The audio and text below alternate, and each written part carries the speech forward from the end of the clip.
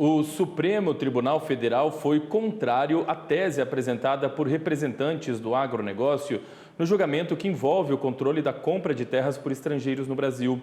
Por unanimidade, os ministros validaram a Lei 6.739 de 1979, que permite ao Corregedor-Geral da Justiça cancelar registro de imóvel rural. Sobre esse assunto, a gente conversa agora ao vivo com o advogado especialista em direito tributário no agronegócio, o Leonardo Amaral.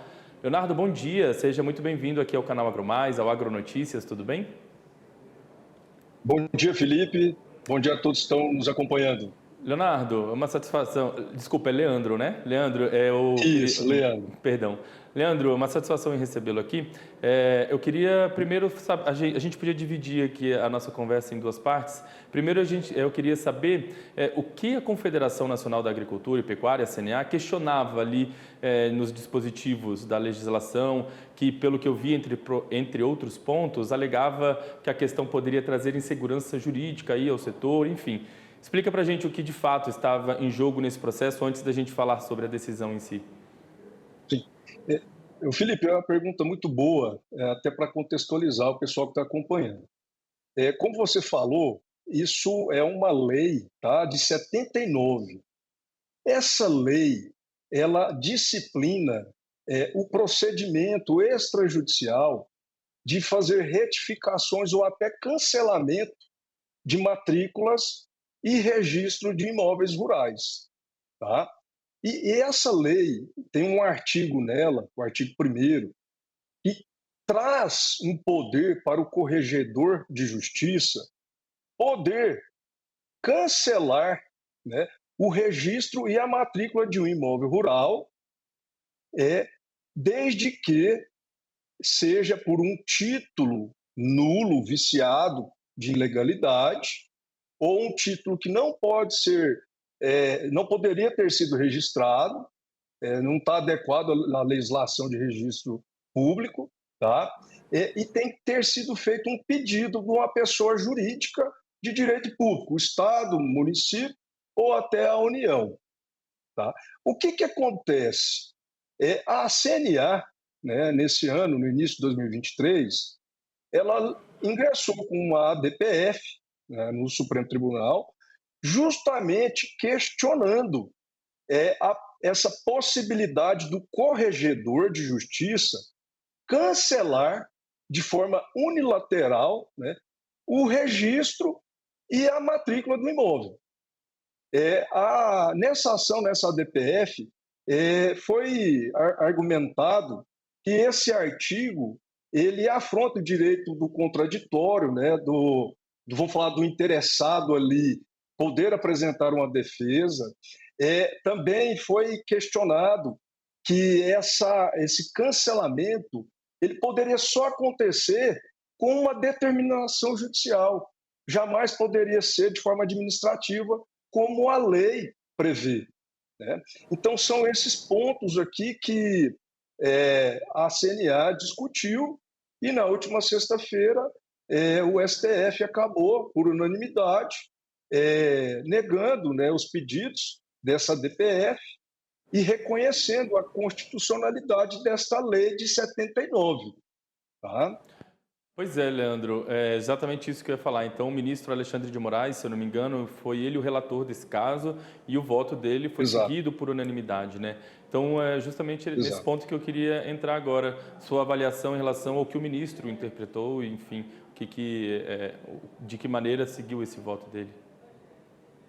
Então, é importante, Felipe, a gente falar que esse tema ele já foi discutido lá no STF em 1983.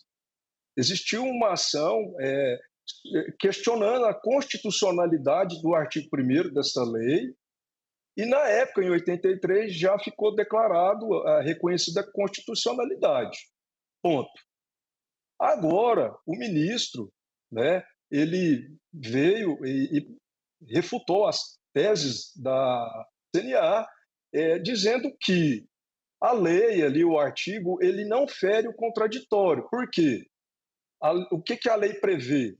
Que, no caso do cancelamento, né, se houver o cancelamento do registro da matrícula, na sequência o corregedor deve notificar ali os interessados que figuravam, né, na certidão imobiliária para poder apresentar as suas defesas, que seria uma ação autônoma, buscando a nulidade do procedimento.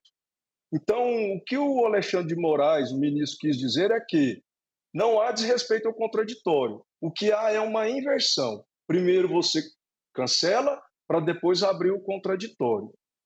E, assim, ao meu ver, e aí a gente vai voltar, tem que voltar no motivo de que foi criada essa lei em 79, foi justamente para poder tentar coibir a grilagem de terras no Brasil.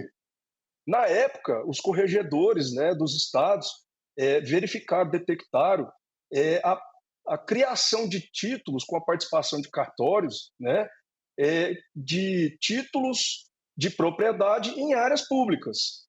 E não tinha uma ferramenta eficaz para coibir isso, porque criava o título, vendia para um terceiro de boa fé, esse terceiro já vendia para outros, né? Então a União, os estados, os municípios ficavam no prejuízo, perdendo áreas públicas. Então se criou essa lei à época para coibir isso. De que forma? Trazendo uma ferramenta eficaz para que, de forma administrativa, o corregedor, com documentos comprobatórios, provas contundentes, faça o cancelamento ou até mesmo a alteração, retificação da matrícula de forma unilateral e sem recorrer ao judiciário. Ponto.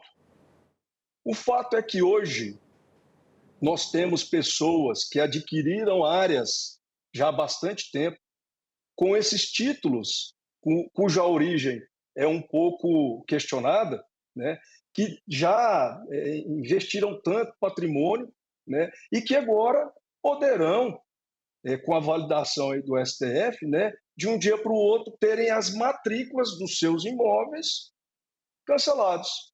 E isso traz uma insegurança realmente para o meio, né, do agronegócio, dos produtores rurais.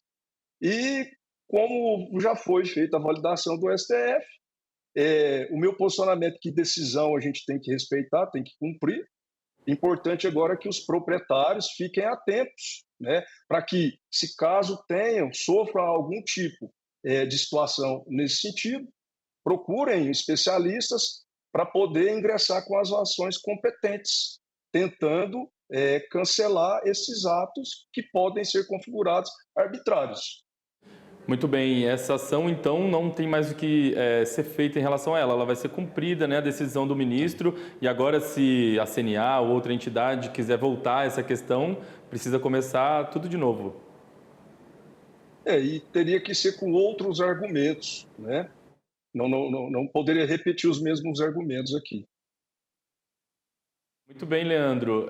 Tá mais do que explicado, como você disse ali. É muito bom a gente contextualizar primeiro e depois explicar direitinho o que foi decidido, porque para os telespectadores, para quem nos acompanha aí, nosso amigo produtor rural, empresário, às vezes eles não entendem muito bem as questões técnicas do que está sendo debatido, então é muito bom a gente sempre trazer essas explicações e também as novidades em relação ao agronegócio. Eu queria agradecer a sua participação com a gente aqui, deixar o canal aberto para a gente voltar a conversar sobre outros assuntos aí que estão por vir, viu? Muito obrigado. Eu que agradeço.